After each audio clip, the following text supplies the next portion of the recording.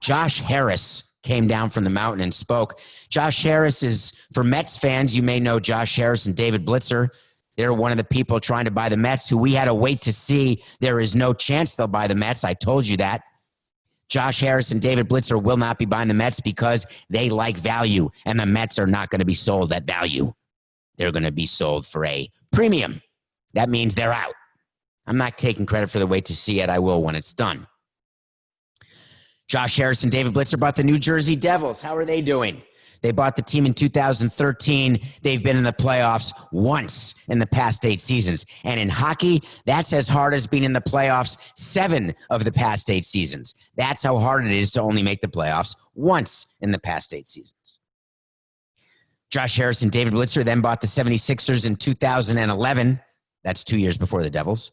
They've made the playoffs 4 times in 9 seasons, including the last 3. Not one trip to the conference finals, not one trip, obviously, then to the NBA finals. So Josh Harris pulled out page 3 of the ownership "I fired my coach" statement handbook. We are really disappointed and know we let our fans down. It's always a good way to start. Yes, at the end of a season, there are 29 disappointed owners. Yes, that is true. It's unacceptable, and it's important that we all hold ourselves accountable. Here's a little lesson, Josh, if you're going to do a statement. And he released this statement on his iPhone notes program because he just basically sent that note to somebody, to the media.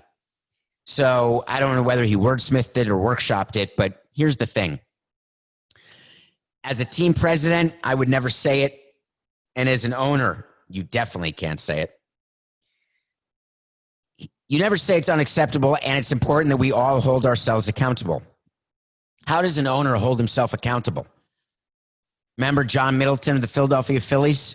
Do you remember Ron Fowler of the Padres? These 2 guys saying that they are holding themselves accountable if their teams don't get better. By what? By selling the team? By buying another team and spreading yourself even thinner? By spending more time on the Devils, less time on the Sixers? By telling Elton Brand, who runs the basketball operations for the Sixers, that he can have less control, more control, different control? What does it mean that you hold yourself accountable? What's the ramification of that? What's the end game of that? Just be honest. I'm the owner. I'm holding accountable everyone who told me that they could do their job. I'm the owner. I'm the one who will tell people that I'm not satisfied and get new people to try to do better. Because I can't get rid of Tobias Harris or Tito Horford, but I think it could be Al Horford. Is it Tito or Al? It's Al. Then he said, we're going to be doing a real assessment of how we got here. Josh, are you not listening? We're going to be doing a real assessment of how we got here. Does that mean that what you did previously, you never assessed before you did it, that you went into the process by doing a fake assessment and you started the process based on that? We expect that more changes will need to be made in order to get this organization back on track. This will be a crucial offseason for us, and we need to get it right. It's a disappointing statement. It's a process that didn't work. It's an ownership group that has not been successful.